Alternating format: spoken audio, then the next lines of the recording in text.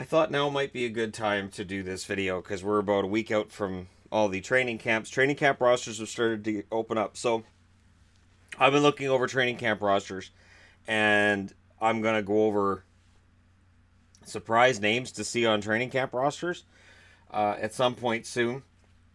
Once all of the training camp rosters have been revealed, we'll get into, hey, this guy's on a training camp roster. Who knew? As an example, Boston has Marcel Nobles at theirs.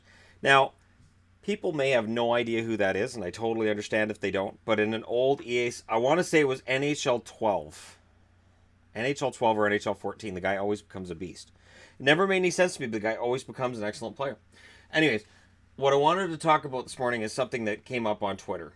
And I would open this, but that's an old meme that I don't really want to bring back. So I'm going to just put this can of pop right back there. And I want to talk about fandom. Because, you know, every now and then, somebody will blow a gasket and say, I know who the real Shannon is, or that real hockey guy is. He's not the guy you see on the screen now.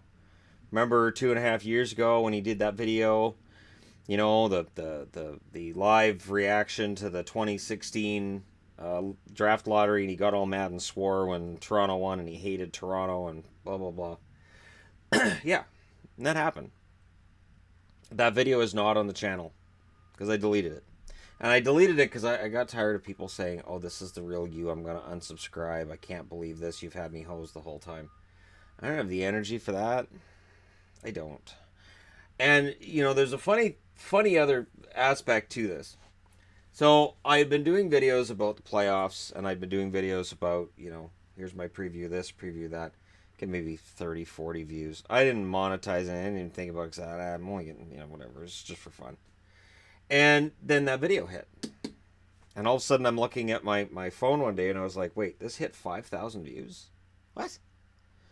I even went around to other guys in the warehouse. I'm like, look, this hit 5,000 views. And I was swearing. Well, I said it because we swore every time we said anything. You couldn't not swear while you're talking to each other. That's just how it works in a warehouse. And, you know, it kind of blew my mind. Because up until that video, I'm just a regular fan, the same as anybody else. And I'm just talking hockey because, I didn't have a lot of people that I talked hockey with outside of work. Outside of work, I didn't have any. I had a couple at work that I could talk hockey with. And there were days where, depending on which station you were at work, you might not see them all day. So I might go to work going, man, I really want to talk about that Canucks game last night. And I'm never around anybody all day that I could talk about that Canucks game with. So I go home, and that was when I was just living with my son. I might not see him. He might be like, oh, I'm going over to my friend Zippy's for the day. I'm like, all right, well, enjoy Zippy's. And so I'm home all night by myself. And so I'm like, okay, I'm really glad I watched that Canucks game and had absolutely nobody to talk to. So fire up a webcam, which I was using for personal vlogs at the time anyways. And I'm like, all right, so I'll just talk. So at the point where I did the video about that, I had no anticipation that anybody was going to watch it. None. And it was just me being frustrated that I had spent all summer listening to stuff about Toronto, when they'd been bad all year, and yet there were other teams I wanted to hear news about, and because of the way that media is now, media is about ratings.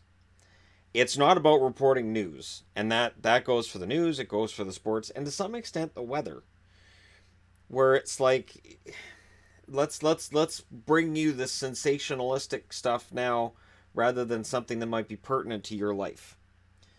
So, you know, and it drives me insane to see it across all media. This isn't just a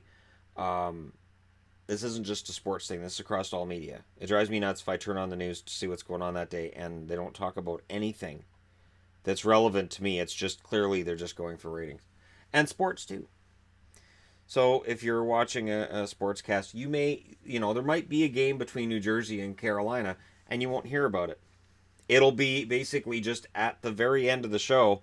And in tonight's news, New Jersey held on and won 3-2 over Carolina, and the Columbus Blue Jackets beat Buffalo in overtime 2-1. Well, good night, everybody.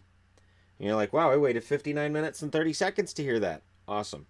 So when this hit, I'm like, okay, so I want to report on everybody. Because this struck a chord with certain people. Now, Leaf fans it did not strike a chord with, and they were very upset. But for fans across the rest of the country, and for fans in the U.S., I got a lot of comments of, "Hey, we don't get any hockey down here. How do you think we feel?" So I started doing content for everybody. I said, "Okay, well, we'll just discuss everybody." So if Carolina makes a move, that'll be just as important on my channel as if Vancouver makes one, or Boston, or Toronto, or Dallas, or anybody, because that's been lacking in sports. Now, here's the trick. And I learned this pretty quick, that if I do a video about a Carolina move, it is going to get maybe a third of the hits of a video about a Toronto move. So if there's a trade, this one's going to get you the most hits. And what's weird is, if you go through my video histories, I have tried very, very hard, tried my best to make sure that I report on things when they happen.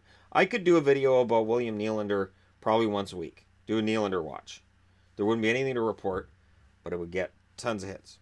Don't do it. And the truth is that this right here is about the hierarchy. That's my top 4. That's my bottom 4. Now, this changes. And I'm looking at San Jose as a team that's very likely to change this season.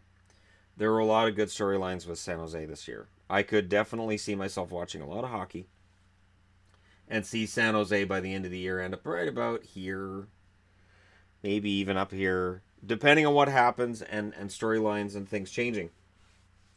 I kind of watch hockey now like you might watch a TV series or a movie. That you may go into a movie with an expectation of, this is my favorite character in this series of movies. Be Harry Potter, Lord of the Rings, whatever, just go with it. And by the end of that movie, you're like, you know what? That character really kicked ass. That was fun. So on any given night of hockey, there might be 12, 13 games. And maybe there'll be a game where San Jose plays against, let's say, St. Louis. And San Jose's down 4-1 and they come back and win 5-4 in overtime. I might look at that game and go, wow, what a comeback. That was sensational. And then if they follow that up with, some wins over teams I really don't like, I might be like, you know what? Yeah, it's time to kick some ass, San Jose. So that's how things have changed between when I started the channel and now. Because when I started the channel, I just watched Vancouver. I didn't have NHL Center Ice. I didn't have a Rogers Center Ice package. I didn't have any of that crap. All I had was just your standard cable package. Well, through my satellite provider, but still. And I didn't really care about watching all of the other out-of-market games. If I ordered Center Ice, it was to watch Boston. It was because I was like, I don't want to watch Vancouver this year. No, I'm going to watch some Boston. And I would make that decision at the start of the year, like, man, Vancouver looks like hot garbage. I think I'm going to watch Boston all year. Which is a fun option to have. And now I'm in a position where I have to pick and choose every night which teams I'm going to watch, which game I'm going to focus in on. And it's not usually the same teams. I might follow a team on a road trip. I might follow a team on a homestand. I might follow teams that are playing against big rivals, but for the most part, that's not how it works. For the most part, that's not how it works.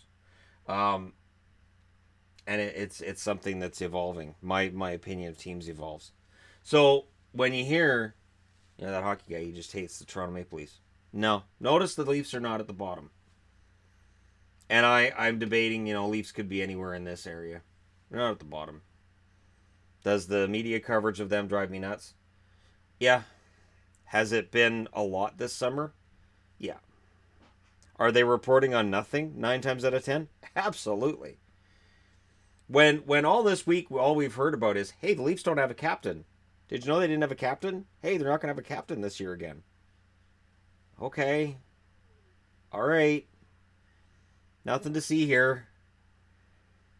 It's so weird because there are things going on with other teams, but that's fine. Nothing to see here, but we're going to talk about it all the time. So that's how things have changed. They've changed dramatically. I now have a set, which, yes, is in a small portion of a small room. We don't have a big room that I can put this set in that wouldn't basically move the entire family out onto the lawn. So we work with what we've got.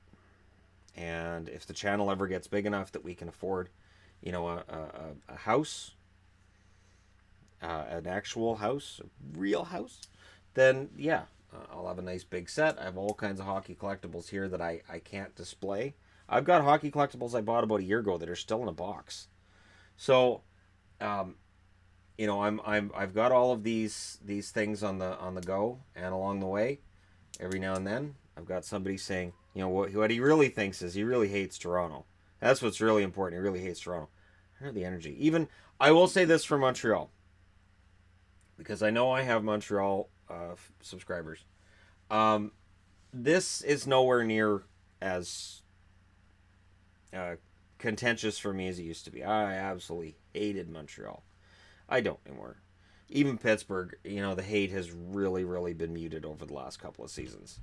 It's, do I still rate them at the bottom? Yeah. Is it anywhere near what it was? No. Because when you go from covering just your own team and in my case, my top three were the ones I was following the most. Ottawa was there as well. But when you're just following your own teams and your own interests, it's a lot different than when you're following the whole league. So it has changed tremendously over the last 2.5 years. So there you go. You don't hear swearing from me anymore because I do think that keeping it PG is for the best. I think that allows whole families to watch my videos together, which I know happens a lot. And B, I don't swear much anymore at all. I really, really don't. And it doesn't matter if I'm here by myself. It doesn't matter if I'm mad about something. I generally just I'm not around it anymore. I'm not working in a warehouse. I'm not working in a refrigerator all day. I generally don't have a problem with my language anymore.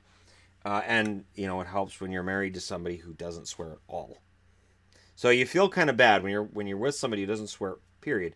And my ex swore all the time, so her and I would just and then I'd go to work, and then again. So when you're just around it, it's not a big deal. But when you never hear it, and you hear yourself say something, you go, "Oh man, I did it again," and so that changed things as well. So there you go. Let me know your thoughts in the comment section below. Do not take any offense to where teams are on this board, because I didn't really bother thinking it through.